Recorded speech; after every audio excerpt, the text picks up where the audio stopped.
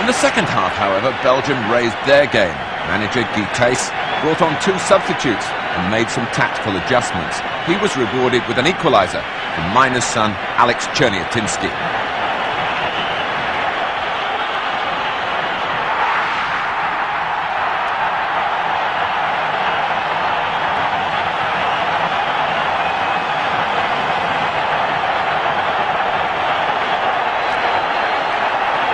All their goals against El Salvador, Hungary had failed to collect enough points. The pendulum of Argentine confidence swung back again. After the depression before the Hungary game, they approached El Salvador in boastful mood. After training the day before the game, the World Cup holders assured their fans back home that they would top Hungary's 10-goal haul against the Central Americans. El Salvador had other ideas. They were learning fast. They couldn't compete when it came to skill or artistry. They could run and tackle and chase, and thus Argentina had nothing more to show for their first half efforts than a penalty converted by skipper Daniel Passarella.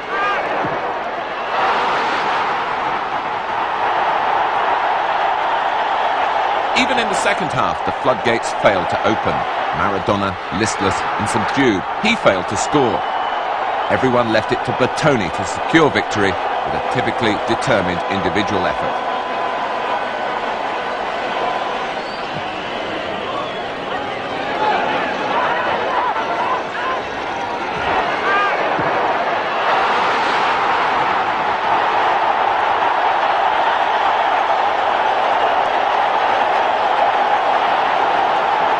Tony had learnt all about outwitting packed defences since his transfer to the Italian club Fiorentina.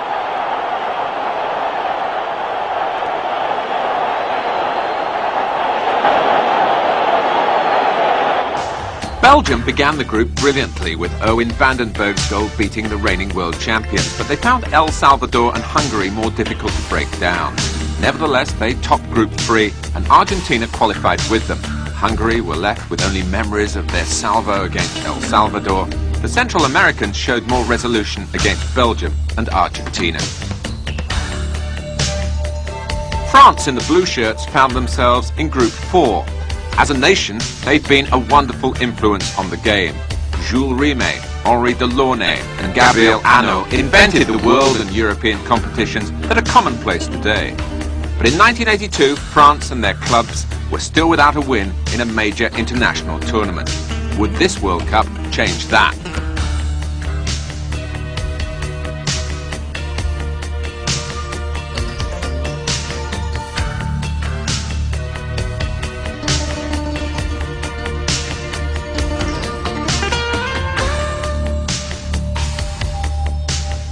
In the French group, England were back in the finals after a 12-year absence. Ron Greenwood guiding a team which was handicapped by injuries to the captain Kevin Keegan and the main midfield creator Trevor Brooking.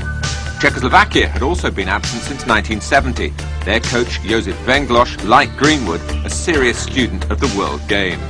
Kuwait were not short of finance for their first World Cup adventure. The battle began with a bang in Bilbao, England against France. Brian Robson needed just 27 seconds to open the scoring in the San Mamés Stadium. It was the fastest goal in modern World Cup competition. A throw-in from Steve Coppell on the right that caught the French defence by surprise. Terry Butcher headed on. The Manchester United dynamo did the rest. But France fought back with great spirit. Alain Giresse, the best French player on the day, put through Gérard Soler to shoot past Peter Shilton for an equaliser.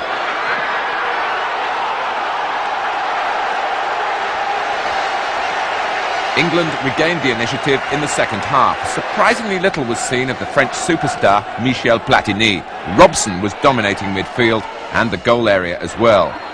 After 66 minutes, Robson headed home across from Trevor Francis, £1 million footballer, creating a goal for another.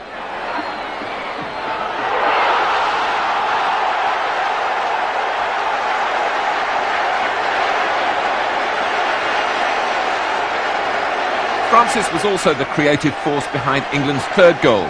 His cross-shot bouncing off the legs of French defender Marius Trésor and centre-forward Paul Mariner completing the 3-1 victory.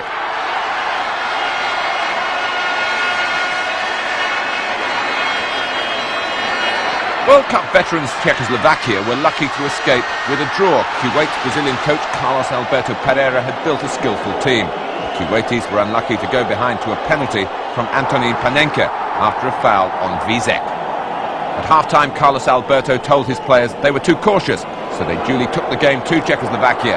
Star forward Faisal Al-Dakhil scored a deserved equaliser with a lusty long-range effort which caught Hruška unsighted and unprepared.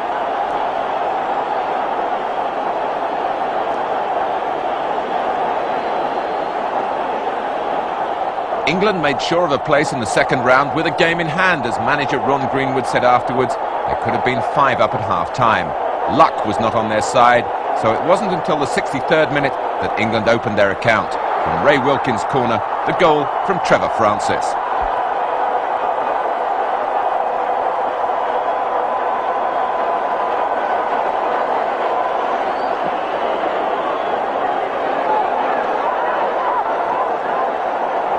Francis was enjoying a fine World Cup, but he was undoubtedly helped here by a mistake from goalkeeper Stanislav Seman. England's second goal also relied on some unwitting assistance from the dejected Czechoslovak defence. Mariner's cross was aimed for the unmarked Francis, but instead diverted in by defender Josef Barmoš. Greenwood said some people thought we got to the finals through the back door, but now you've got to admit we're halfway up the front steps.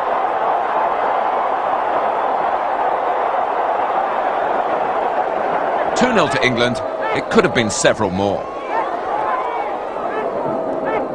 France enjoyed themselves against Kuwait. This match was a triumph not only for Juventus-bound Michel Platini, but for the man destined to succeed him at Saint-Etienne, Bernard Gengini. It was Gengini who scored the first French goal from a Platini-style free kick. Platini himself increased the lead just before half-time. It was an ideal way to celebrate his 27th birthday, and confirmation for watching Juventus officials that this was just the man for them.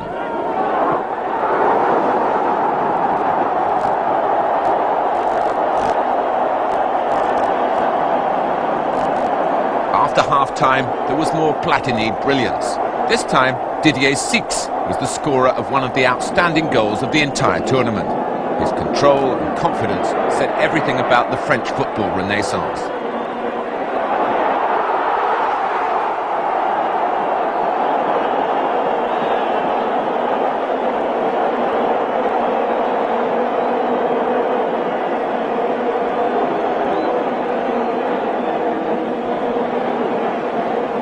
But as France surged forward in search of more goals, so their defence was left vulnerable. Kuwait were delighted to snatch a goal on the break through Al-Balouchi.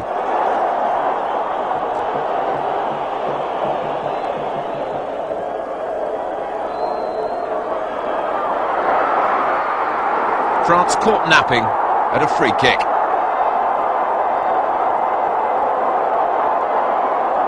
Not that they were ever in serious danger. Just to emphasise that point, defender Max Bossis, who'd seen an earlier goal surprisingly disallowed by the Soviet referee Stupa, collected a genuine fourth.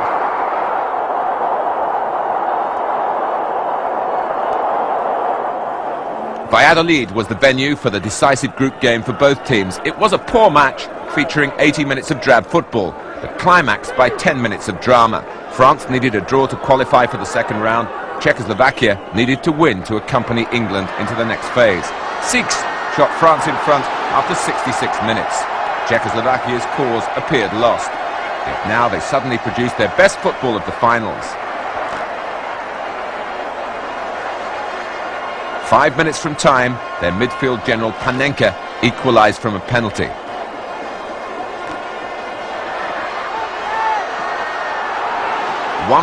But for Czechoslovakia, it was too late. England manager Ron Greenwood made a number of changes, providing World Cup outings for Phil Neal, Steve Foster and Glenn Hoddle. England already sure of a place in the next round, and they became only the second team to win all their group matches thanks to this 26th-minute strike from Francis. England might have wished to say goodbye to Bilbao in greater style, but qualification had been the top priority.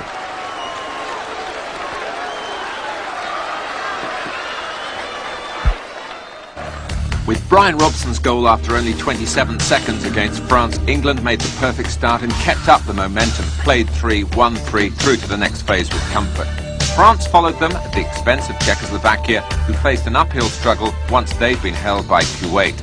Kuwait were a capable side and only disgraced themselves against France when at one stage they refused to continue playing when a decision had gone against them. Group 5 also contained fresh faces in the shape of Honduras, surprise qualifiers from Central America, though the entire preliminary tournament had been staged in their country.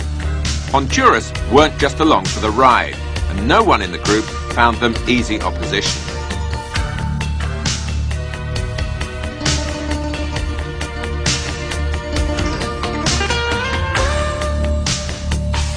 Also unaccustomed to the glare of the World Cup spotlight, Northern Ireland won previous participation in the finals back in 1958. Spain, the host nation, faced two tussles, the opposition on the pitch and the expectations of their demanding supporters. Yugoslavia brought a typical team full of talent and technique, but doubts about their temperament. Spain's base was Valencia, and they started against Honduras. Their fans expected them to match the 10-goal thrashing which Hungary had inflicted on El Salvador the previous evening. Honduras, however, were made of sterner stuff. They shocked their host by taking the lead through Hector Zelaya after only 7 minutes. They even threatened to cling on to their advantage until Argentine referee Arturo Iturralde granted Spain's 7th penalty appeal of the day. Roberto Lopez Ufarte saved the World Cup hosts from humiliation. Yugoslavia had opened their campaign with a goalless draw against Northern Ireland. Spain's manager Jose Santamaria considered them one of the most dangerous of dark horses. His judgment was apparently confirmed when Ivan Gudelj put the Yugoslavs ahead, to the utter dismay of a 48,000 crowd in Valencia. It was soon Yugoslavia's turn to be upset. Referee Lund from Denmark awarded Spain a penalty for a foul by Zayec on Alonso.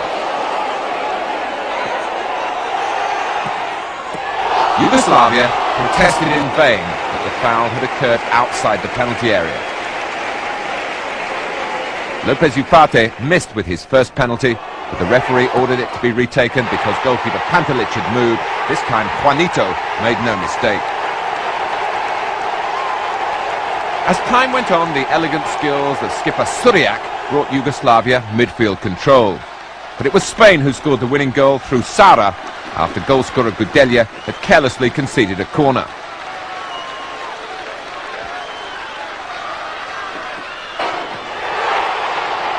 Scrambled in by Saura, Spain 2, Yugoslavia 1.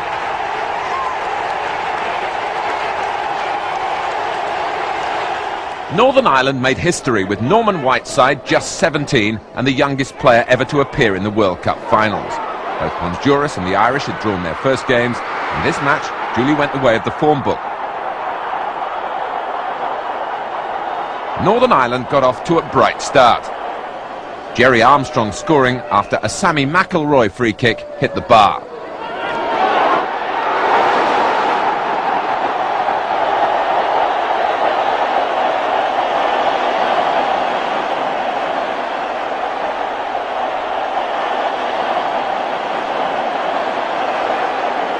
In the second half, though, Honduras began to take control. Pat Jennings made several excellent saves before Honduras equalised through Tony Lang. The scorer had to be rescued by the referee from his own delighted teammates.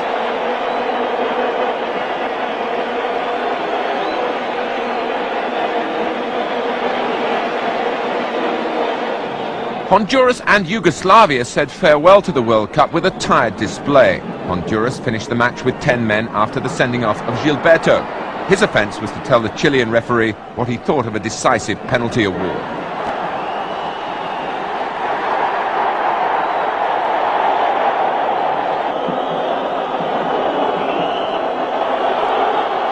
From the penalty, Vladimir Petrovic collected the only goal of the game.